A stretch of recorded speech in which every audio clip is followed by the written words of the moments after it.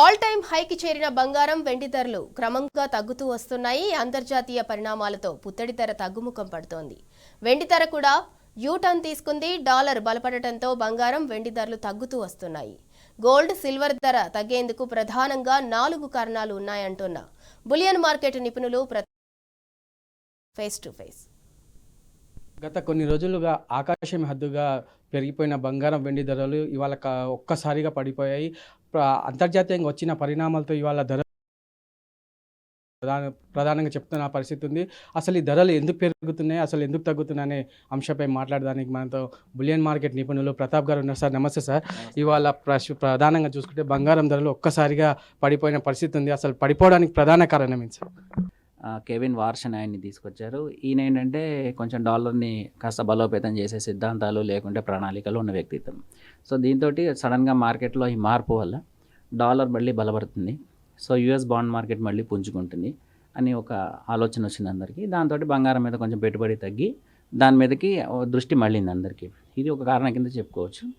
రెండో కారణం వచ్చేటప్పటికి మీకు ఎప్పుడైతే మీకు డిసెంబర్ జనవరి నెలల్లో గోల్డ్ సిల్వర్ ఇంతలా పెరిగాయో, కామెక్స్ ఏదైతే జనరల్గా ట్రేడింగ్ చేస్తారో వాళ్ళు గోల్డ్ సిల్వర్ మార్జిన్స్ పెంచారు. ఇప్పుడు ఇంతకుముందు 6% ఉండేది, ఇప్పుడు 8.8% ఎంతో చేశారు. అట్లాగే సిల్వర్ మీద 15% చేశారు. దీనివల్ల ఏమవుతుందంటే చిన్న చిన్న పెట్టుబడిదారులకు పెద్ద సమస్య ఉండదు, కానీ ఎప్పుడైతే కొంచెం ఈ కోట్లలో వ్యాపారం చేస్తారో లేదా టన్నుల్లో గోల్డ్ సిల్వర్ కొంటూ ఉంటారో వీళ్ళందరూ మార్జిన్ పెట్టడంలో పెరిగిపోయింది. అంటే ఇంతకుముందు 100 రూపాయలకి మీరు 10 రూపాయలు పెట్టేది ఇప్పుడు 100 రూపాయలకి 20 రూపాయలు పెట్టమంటున్నారు మిమ్మల్ని. అంటే మీకు ఆ రోజు ట్రేడింగ్ క్లోజ్ అయిపోయిన తర్వాత కానీ దాని ఇంపాక్ట్ తెలియదు మీకు.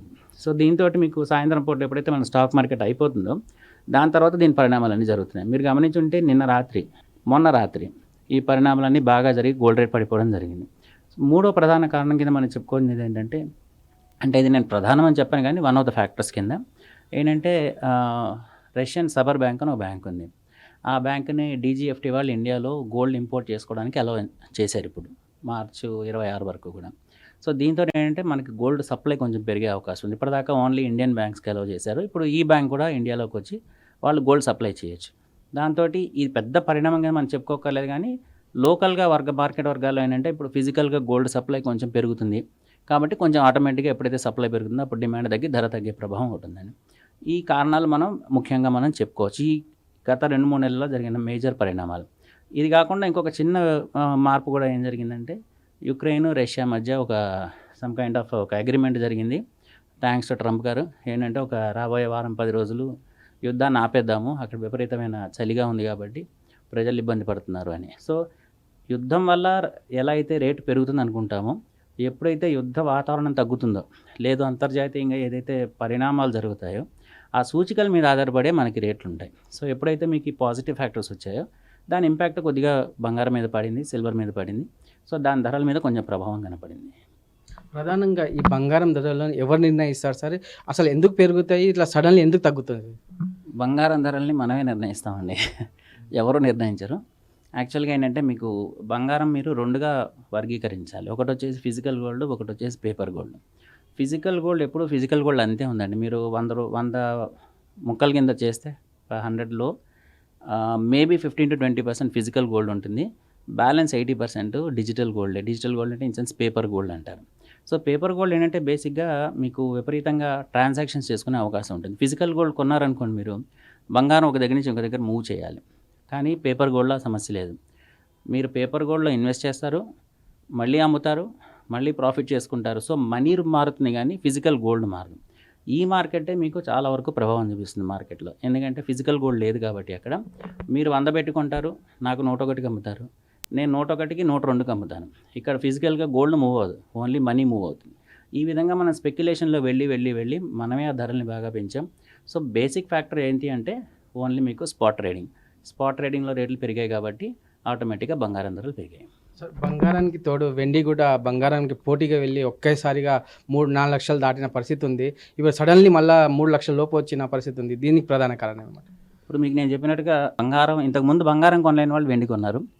వెండికి ఉండే ఇంకొక అడ్వాంటేజ్ ఏంటంటే ఇండస్ట్రీస్లో వెండి ఎక్కువ యూజ్ చేస్తారు. సో ఎక్కడైతే మీకు సోలార్ బ్యాటరీస్, లేకుంటే సోలార్ సెల్స్, లేదు రెన్యూవల్ సెక్టారు, లేకపోతే బ్యాటరీ కార్స్, ఇలాంటి వాటన్నింటిలోనూ సిల్వర్ చాలా అవసరం. సో ఎప్పుడైతే మీకు ఇండస్ట్రీ డిమాండ్ సిల్వర్ మీరు గమనిస్తే లాస్ట్ 2-3 ఇయర్స్ నుంచి బ్యాటరీ కార్స్ కానీ ఎలక్ట్రికల్ వెహికల్స్ కానీ యూసేజ్ ఎక్కువైంది. సో వీటన్నిటికీ సిల్వర్ కావాలి. సిల్వర్ కావాలి కాబట్టి ఇండస్ట్రీ వైపు నుంచి డిమాండ్ ఒకటి పెరిగింది. రెండోది వచ్చేసి ఎవరైతే బంగారం కొనుక్కోలేని వాళ్ళు ఉన్నారో వాళ్ళందరూ ఆ మిగిలిపోయిన సిల్వర్ ఏదైతే ఉందో దాన్ని మనం కొనుక్కుందాం, కొంచెం ఎక్కువ రేట్ అయినా పర్వాలేదు అని మనకు తెలియకుండా మనం దానికి డిమాండ్ పెంచాం. దాంతో దానికి అటు ఇండస్ట్రీ డిమాండ్ పెరిగింది, ఇటు డొమెస్టిక్ డిమాండ్ పెరిగింది. దాంతో సిల్వర్ కూడా పైకెక్కి కూర్చుంది.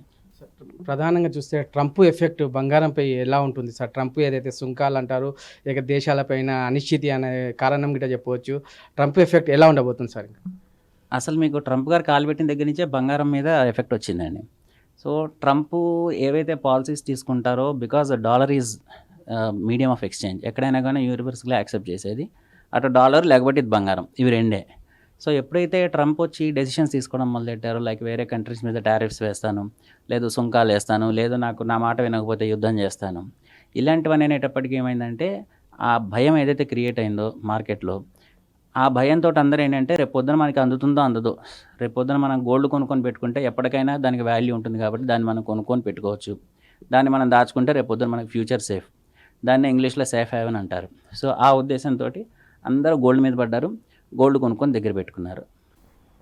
రైట్, మొత్తానికి చూసుకున్నట్టయితే అంతర్జాతీయ మార్కెట్ల పరిణామాలతోనే ఈ బంగారం ధరలు నిర్ణయిస్తాయని బులియన్ మార్కెట్ నిపుణులు ప్రతాప్ చెప్తున్న పరిస్థితిని ప్రధానంగా చూసుకున్నట్లయితే ఇవాళ ఒక్కసారిగా బంగారం ఈ వెండి ధరలు పడిపోవడానికి ప్రధాన కారణం ఏదైతే అమెరికా మార్కెట్కి సంబంధించిన డాలర్ బలపడడంతోనే ఈ ధరలు పడిపోయాయని ఆయన చెప్తున్న పరిస్థితి ఉంది. ముఖ్యంగా ఇప్పుడైతే మార్కెట్ చాలా తక్కువ ధరలతో ఉన్నాయి, ప్రతి ఒక్కరు కొనేటప్పుడు ఆలోచించి కొనాలని ప్రధానంగా వాళ్ళు సూచిస్తున్న పరిస్థితి ఉంది. మరోవైపు రాబోయే రోజులు ధరలు తగ్గుతాయని చెప్పలేని పరిస్థితి ఉందని ఆయన సూచిస్తున్న పరిస్థితి ఉంది. వీడియో జర్నలిస్ట్ దశరథ్తో యాసర్, టీ న్యూస్, హైదరాబాద్.